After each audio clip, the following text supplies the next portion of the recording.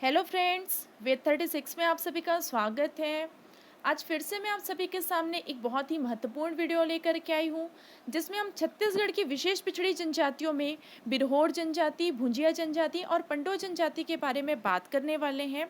इससे पहले भी हमने जनजाति के और भी वीडियोस देख रखे हैं। यदि आप लोगों ने नहीं देखा हो तो मैंने आपको डिस्क्रिप्शन में लिंक दे रखा है, आप वहाँ से जा कर के देख सकते हैं। इसके अलावा आज आपकी विशेष पिछड़ी जनजाति वाला सीरीज़ कंप्लीट हो जाएगा, तो आप लोगों को मैं आज पीडीएफ भी प्रोवाइड कर दी हूँ। आप डिस्क्रिप्शन में और कमेंट बॉक्स में जा कर के जनजाति से संबंधित पीडीएफ जो है वो डाउनलोड कर लीजिएगा। तो चलिए प्रारंभ करते हैं बिरहोर जनजाति के बारे में। जो बिरहोर जनजाति है वो आपके केंद्र सरकार द्वारा घोषित छत्तीसगढ़ की 5वीं विशेष पिछड़ी जनजाति है। इससे पहले हमने 4 विशेष पिछड़ी जनजाति देख लिए हैं, जिसमें अबुझमाड़िया, कमार, बैगा और पहाड़ी कोरवा जो है वो कंप्लीट हो चुका है। तो चलिए बात करते हैं बिरहोर जनजाति के बारे में। बिरहोर जनजाति जो है वो कोलारियन समूह की जाति मानी जाती है। यदि इनके निवास स्थान के बारे में बात करें तो बिरहोर जो है वो विशेष रूप से रायगढ़ और जशपुर जिले में निवास करती हैं। बिरहोर जनजाति जो है वो 2 शब्दों से मिलकर बना है। पहला शब्द है आपका बीर, बीर का अर्थ होता है जंगल, और दूसरा शब्द है आपका होर, होर का अर्थ होता है आदमी, अर्थात जंगल में निवास करने वाला आदमी या जंगल का आदमी क्या कहलाता है, बिरहोर कहलाता है, या बिरहोर जनजाति को ही बंचर या वंचर जनजाति भी कहा जाता है। बिरहोर जनजाति जो है वो मुख्य रूप से मुंडा भाषा परिवार की जनजाति मानी जाती है। आपको पता है कि आजकल परीक्षा में बार बार ऐसे प्रश्न पूछे जा रहे हैं कि कौन सी जनजाति किस भाषा परिवार की जनजाति है, तो बिरहोर जो है वो मुंडा भाषा परिवार की जनजाति है। इसके अलावा बात करेंगे, जैसे आपने देखा कि जो बिरहोर है उनको जंगल का आदमी या जंगल में रहने वाला आदमी कहा जाता है, तो ऑब्वियस सी बात है कि इनका व्यवसाय क्या होगा। इनके प्रमुख व्यवसाय में शिकार करना, बांस की कारीगरी करना और रस्सी बनाना है। इसके अलावा बिरहोर जनजाति में जो झाड़ी या झाड़ जो होता है उसे चोप कहा जाता है। महत्वपूर्ण है, किस जनजाति में झाड़ी को चोप कहा जाता है, तो बिरहोर जनजाति में। और जो ये झोपड़ी बनाते हैं उसको कुड़िया कहा जाता है। झाड़ी को चोप और झोपड़ी को कुड़िया के नाम से जाना जाता है।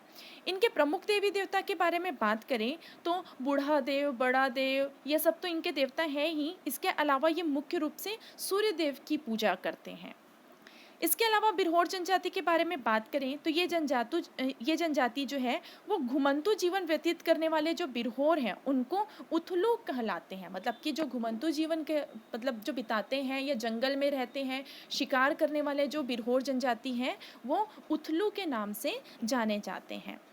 इनमें विवाह पद्धति में ठुक्कू विवाह जो कि एक हठ विवाह है, उड़रिया सहपलायन विवाह है, और गोलत, गोलत एक बहुत ही महत्वपूर्ण है जो विनिमय विवाह है। ठीक है, तो ये याद रखिएगा, बिरहोर जनजाति में विनिमय विवाह को क्या कहा जाता है, तो गोलत कहा जाता है। इसके अलावा इनमें पुनर्विवाह या द्वितीय विवाह भी कराया जाता है, जिसे चूड़ी पहनाई कहा जाता है।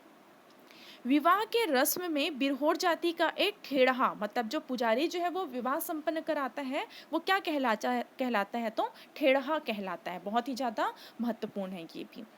इस जनजाति में जो छठी मनाया जाता है, मतलब बच्चे के जन्म के बाद जो छठी होता है वो 6वें दिन ना होकर के 7वें दिन मनाया जाता है। ऐसे आपकी किताब में लिखा है, आप एक बार और क्रॉस चेक कर लीजिएगा।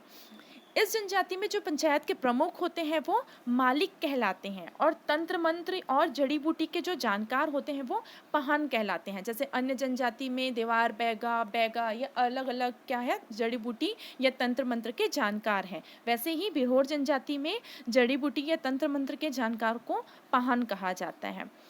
इनमें बहुत ही ज़्यादा महत्वपूर्ण है युवा गृह, मतलब कि जो युवा गृह जिसमें अविवाहित युवक युवती जो है वो जा कर के शिक्षा ग्रहण करते हैं, सांस्कृतिक कार्यक्रम करते हैं या अपने जीवन साथी का चुनाव करते हैं। तो इस जनजाति में जो युवा गृह है उसको गितियोना के नाम से जाना जाता है। इसके अलावा बिरहोर जनजाति के ऊपर एक किताब लिखी गई है जिसका नाम है द बिरहोर, और इस किताब को एस सी रॉय के द्वारा लिखी गई है। तो ये तो महत्वपूर्ण तथ्य थे आपके बिरहोर जनजाति के बारे में। अगली जनजाति के बारे में हम बात करने वाले हैं जो है भुंजिया जनजाति। देखिए, आपके केंद्र सरकार ने छत्तीसगढ़ में 5 जनजातियों को विशेष पिछड़ी जनजाति का दर्जा दिया है। इसके अलावा राज्य सरकार जो है वो 2 जनजाति, पंडो जनजाति और भुंजिया जनजाति को विशेष पिछड़ी जनजाति के समतुल्य जो है वो माना है। तो हम उनके बारे में भी देख लेते हैं कि भुंजिया जनजाति और पंडो जनजाति कैसी जनजाति है। तो भुंजिया जनजाति के अगर हम निवास स्थान के बारे में बात करें तो ये आपके गरियाबंद और रायपुर जिले में जो है मुख्य रूप से इनका संकेंद्रण या निवास है। यदि भुंजिया जनजाति की बोली के बारे में बात करें तो ये छत्तीसगढ़ी बोली बोलते हैं और ये जनजाति जो है वो आर्य भाषा परिवार की जनजाति मानी जाती है। बहुत ही ज़्यादा महत्वपूर्ण है। भुंजिया जनजाति कौन से भाषा परिवार में आती है? तो ये आर्य भाषा परिवार में आती हैं। इसके अलावा भुंजिया जनजाति की 2 उपजातियां हैं। पहली है चौखुटिया भुंजिया और दूसरी है चिंदा भुंजिया, जिसमें से जो चौखुटिया भुंजिया जनजाति है उसकी उत्पत्ति हल्बा पुरुष और गौड़ महिला से माना जाता है। ऐसा कहा जाता है कि भुंजिया जनजाति में एक व्यक्ति था जो मछली पकड़ने के लिए गया था, फिर उसे एक काला पत्थर मिला। वो काला पत्थर को वो बार बार जब भी वो नदी में फेंकता था फिर से वही जो है काला पत्थर उसे पुनः प्राप्त हो जाता था। तो वो पत्थर को लेकर के घर आया, फिर उसे स्वप्न में आया कि ये तो बूढ़ा देव है और बूढ़ा देव कह रहे हैं कि आप उनकी पूजा करो, लेकिन वो पूजा नहीं कर पा रहा है भुंजिया जनजाति का। तो उन्होंने कहा कि आप किसी ऐसे व्यक्ति से विवाह करो जो आपको मेरी पूजा करना सिखाए। तो इसलिए भुंजिया जनजाति में 2 उपजाति, एक चौखुटिया भुंजिया है जो हल्बा पुरुष और गौड़ महिला से विवाह किए जो चौखुटिया भुंजिया कहलाए, और जो चिंदा भुंजिया जो है उनकी उत्पत्ति बिंझवार और गौड़ जनजाति से माना जाता है। तो ये बहुत ही महत्वपूर्ण है। चौखुटिया भुंजिया की उत्पत्ति जो है वो हल्बा और गौड़ से माना जाता है और चिंदा भुंजिया की उत्पत्ति जो है वो बिंझवार और गौड़ से माना जाता है। इसके अलावा भुंजिया जनजाति में जो प्रमुख देवता है उसमें बूढ़ा देव, बूढ़ी माई और इनके पूर्वज डूमा देव को माना जाता है। इनमें जो धार्मिक पूजा मतलब कि जो तंत्र मंत्र के जो जानकार हैं वो बैगा कहलाते हैं। मतलब बैगा जो है वो धार्मिक पूजा, तंत्र मंत्र या जादू टोना का विशेष रूप से ध्यान रखते हैं। फ्रेंड्स, जो चौखुटिया भुंजिया जो है ये लोग रांधी खोली या रसोई को अलग बनाते हैं। मतलब अलग से ये क्या करते हैं, लाल कलर की मिट्टी से दीवार में पुताई करते हैं जिसे लाल बंगला कहा जाता है। ये आपकी परीक्षा में पूछा गया है कि किस जनजाति में लाल बंगला पाया जाता है। तो भुंजिया जनजाति में लाल बंगला पाया जाता है। और लाल बंगला क्या होता है? तो भुंजिया जनजाति का रसोई होता है जिसे वो लाल कलर की मिट्टी या मटासी मिट्टी में पेंट करते हैं और उसमें वहाँ पर वो क्या करते हैं, अपने प्रमुख देवी देवता की पूजा भी करते हैं और रसोई घर भी बनाते हैं। इसके अलावा क्योंकि इनके घर की अलग मान्यता है, इसी वजह से ये जनजाति जो है वो अपने घर में अन्य किसी जाति को स्पर्श करने नहीं देते हैं या अपने घर पे घुसने नहीं देते हैं। भुंजिया जनजाति में ही जो रोग का इलाज होता है उसे गर्म लोहे से दाग कर किया जाता है। बहुत ही ज़्यादा महत्वपूर्ण है। रोग का इलाज कैसे किया जाता है? तो गर्म लोहे से दाग कर, चाहे वो व्यक्ति हो या पशु पक्षी हो, सभी को गर्म लोहे से दाग करके या आंकना भी कहा जाता है। ठीक है, छत्तीसगढ़ी में उसे कहा जाता है आंकना। आंक करके क्या किया जाता है? इलाज किया जाता है। इस जनजाति में तीर को कांड कहा जाता है। बहुत ही महत्वपूर्ण है। किस जनजाति में तीर को कांड कहा जाता है? तो भुंजिया जनजाति में कहा जाता है। और इनमें जो अविवाहित मतलब जो कम उम्र में जो महिलाएं होती हैं उनमें जो कौमार्य संस्कार होता है उसे कांडाबरा के नाम से जाना जाता है। मतलब कि कौमार्य संस्कार कांडाबरा कौन सा विवाह है? तो ये एक तीर विवाह है जो विवाह से पूर्व कराया जाता है, तीर से विवाह। ठीक है, अगली हम जनजाति के बारे में बात करते हैं जो है आपके पंडो जनजाति। बहुत ही ज़्यादा महत्वपूर्ण है ये भी।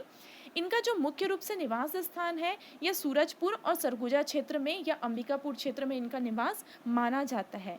इस जनजाति की जो बोली है वो छत्तीसगढ़ी और पंडो, विशेष रूप से ये छत्तीसगढ़ी बोली बोलते हैं, साथ साथ ये अपनी पंडो बोली भी बोलते हैं। पंडो जो जनजाति है ये मुख्य रूप से मुंडा भाषा परिवार की जनजाति है। एग्जाम में आपके पूछा जा चुका है कि पंडो कौन से भाषा परिवार की जनजाति है, तो ये मुंडा भाषा परिवार की जनजाति है। इसके अलावा पंडो जो है वो अपनी उत्पत्ति महाभारत कालीन पांडव से मानते हैं। ऐसा कहा गया है कि जो पांडव जो है जब जुए में हार करके अपनी पूरी संपत्ति हार गए और उन्हें 12 वर्ष का जब वनवास काल प्राप्त हुआ, तो उसी वनवास काल में उनका जो है मिलना जो है वो पंडो जनजाति से हुआ। पंडो जनजाति की वो सेवा करते थे, उन्हें खाने के लिए देते थे, या द्रौपदी माता जो है उनको बांस की टोकरियां बनाना, अर्जुन जो है उनको तीर चलाना, ये सभी कला जो है वो सिखाए थे। इस वजह से इन जनजातियों में पांडव को विशेष रूप से पूजा जाता है और इन लोग अपनी उत्पत्ति भी पांडव से ही मानते हैं। इसके अलावा इस जनजाति में 2 उपसमूह या 2 जनजाति पाई जाती हैं, जिसमें एक है आपका सरगुजिया और दूसरा है आपका उत्तरांश। महत्वपूर्ण है, पंडो जनजाति का 2 उपसमूह है, सरगुजिया और उत्तरांश। इनके प्रमुख देवी देवता में महामाई और वागेश्वर देव जो है इनके प्रमुख देवता माने जाते हैं। इसके अलावा इस जनजाति का जो आर्थिक जीवन है वो भी वनोपज संग्रह करना, बांस का बर्तन बनाना और कृषि करना इनका जीवन है। इस जनजाति में जब धनराशि का अभाव हो, मतलब जब धनराशि कम हो, तो उनमें जो विवाह किया जाता है उसको बरोखी विवाह कहा जाता है। महत्वपूर्ण है, कहा जाता है कि अगर इस जनजाति में लोगों के पास ज़्यादा पैसे ना हो विवाह करने के लिए, तो ये सिर्फ क्या करते हैं, कुछ कपड़े दे करके मतलब अपने लिए बहू लेकर के आ जाते हैं या पत्नी लेकर के आ जाते हैं, जिसको बरोखी विवाह के नाम से जाना जाता है। मतलब विशेष रूप से इस जनजाति में जो मतलब जो तेल चढ़ाने वाला जो कार्यक्रम होता है या पूरा विवाह होता है वो ना हो करके सिर्फ एक साड़ी दे करके उन्हें ले आया जाता है और उस विवाह पद्धति को बरोखी विवाह कहा जाता है। इसके अलावा इस जनजाति में जो पंचायत होते हैं उनके प्रमुख को मुखिया कहा जाता है, और जो मुखिया का पद जो होता है वो वंशानुगत होता है, मतलब वंश ही जो है वो मुखिया का पद जो है वो चलता आ रहा है। तो ये तो थे आपके बिरहोर, भुंजिया और पंडो जनजाति के बारे में। यदि आप लोगों को अच्छा लगा हो तो आप मुझे कमेंट करके ज़रूर बताइएगा, और PDF जो है वो आप डिस्क्रिप्शन से और कमेंट बॉक्स से डाउनलोड कर सकते हैं। धन्यवाद।